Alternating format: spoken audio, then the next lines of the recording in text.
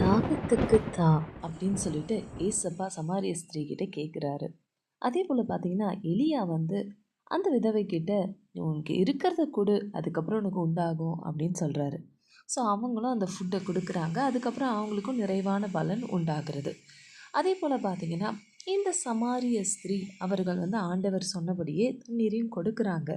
ஆரம்பத்தில் சலிச்சாலும் அப்புறம் கொடுக்குறாங்க. கொடுத்துட்டு ஆண்டவரோட பேசும்பொழுது இந்த ஜீவ தண்ணீரை தெரிந்து கொண்டது நிமித்தம் ஆண்டவர் தன்னை ஜீவ தண்ணீராய் வெளிப்படுத்தினது நிமித்தம் மற்றவங்களுக்கு போயிட்டு அதை ஷேர் பண்ணுறாங்க. அப்போ என்ன ஆகுது, மற்றவங்களாம் வந்து ஆண்டவரை அறிந்து கொள்ளுகிறாங்க. அப்போ ஆண்டவர் சொல்கிறாரு, நீங்கள் அறியாத ஒரு போஜனம் எனக்கு இருக்குது அப்படின்னு சொல்லிட்டு அவங்க எல்லாரையும் ஹார்வெஸ்டாக பார்க்குறாரு, க்ராப்ஸாக பார்க்குறாரு. ஸோ யோசேப்புடைய வாழ்க்கையில் நம்ம பார்த்துருக்கோம் இல்லையா, அவருடைய சொப்பனத்தில் சகோதரர்களுடைய அரிக்கட்டுகள் இவருடைய அரிக்கட்டை வணங்குவதை போல் நம்ம பார்த்துருக்கோம். ஸோ அதே சொப்பனம் பார்த்திங்கன்னா இந்த காஸ்பலில் அது ரிப்பீட் ஆகிருக்கு. இதனால தான் பார்த்தீங்கன்னா ஆண்டவராகிய இயேசு கிறிஸ்து சமாரிய ஸ்திரியை யாக்கோபு யோசேப்புக்கு கொடுத்த அந்த கிணத்துக்கிட்ட மீட் பண்ணுறாரு. ஸோ ஜீவ ஊற்றாகி அவர் உங்களுக்குள்ளேருந்து விசுவாசத்தின்படி புறப்பட அவருக்கு மகிமையை செலுத்துங்கள். ஆமேன்.